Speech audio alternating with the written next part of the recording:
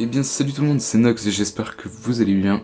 Aujourd'hui je vais vous présenter le mini compresseur haute pression dont je vous ai parlé dans la vidéo précédente. Alors ce compresseur existe en deux modèles. J'ai choisi le modèle sans pressostat, c'est-à-dire qu'il est à couper manuellement lorsque la pression voulue est atteinte, c'est-à-dire les 200 bars. Je vais vous le monter et je vais vous expliquer en détail comment est-ce qu'il fonctionne. Allez, c'est parti.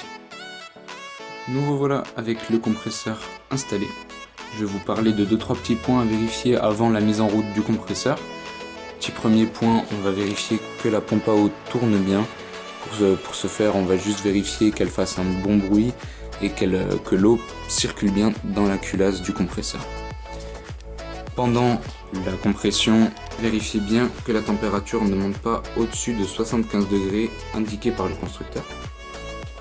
Ensuite, deuxième petit point, on va vérifier le filtre à air qui se situe à l'intérieur. C'est un petit filtre en coton qui se présente sous cette forme, juste qu'il soit propre et sec pour assurer un bon air, une bonne qualité d'air à l'intérieur de la bouteille. Et le dernier petit point à vérifier, ça va être le niveau d'huile. Je vais vous mettre une photo, juste s'assurer que le niveau d'huile soit au-dessus du point rouge. Je vais vous retrouver dans quelques instants pour la mise en route du compresseur. Bien sûr, je vous le mets en accéléré. À tout de suite. On se retrouve pour la mise en route du compresseur et la compression de ma bouteille à 200 bars. Je vais vous laisser la vue ici avec le manomètre, celui-ci. Moi je vérifie le manomètre à la bouteille. Je vous laisse un chrono pour que vous puissiez voir en temps réel combien de temps ça prend. Et je vous laisse avec ça.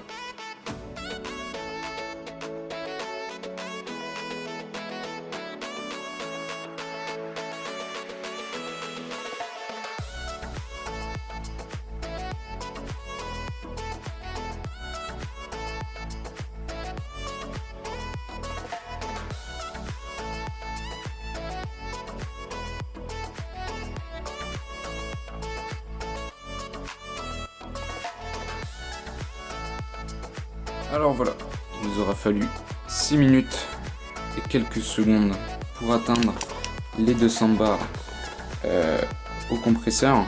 Bien évidemment, les 200 bars au compresseur sont pas tout à fait les mêmes qu'à la bouteille.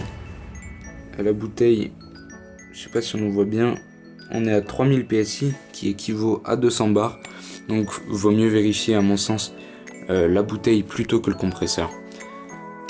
Après l'utilisation, je vous conseille de laisser tourner la pompe encore quelques minutes, le temps que le compresseur redescende en température. Moi, il est monté à 48 degrés à peu près, donc on peut le voir, il redescend assez vite en température.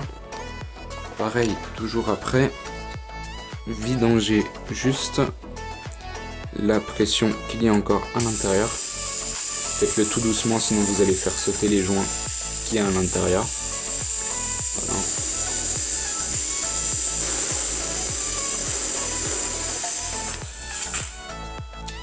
Voilà.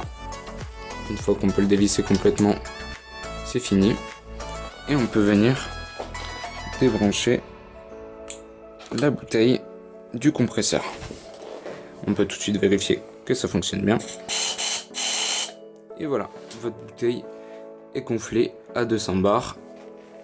Et voilà, c'est la petite alternative que j'ai trouvée comparée à la pompe. Là, ça me prend 6 minutes. Parce qu'il y a beaucoup de personnes qui m'ont demandé pourquoi ça prenait autant de temps avec une pompe. Tout simplement parce que ça chauffe beaucoup. Et pour éviter une usure prématurée de la pompe, il vaut mieux quand même la lubrifier souvent, la laisser refroidir. Et voilà. Pour le prix, il me semble que je l'avais acheté aux alentours pareil de 220 €. Je ne sais plus, je vais vous mettre un screen à l'écran. Mais voilà. Sur ce, j'espère que cette petite vidéo vous aura plu. Si vous avez des questions, laissez-les en commentaire et j'y répondrai avec plaisir. Je vous retrouve dans une prochaine vidéo sur un thème que je ne sais pas encore. Vous pouvez m'en proposer dans les commentaires. Je lirai tous vos commentaires. Et sur ce, n'hésitez pas à lâcher un petit like, un abonnement, un commentaire, ça me ferait super plaisir. Et je vous dis à la prochaine. Passez une bonne journée.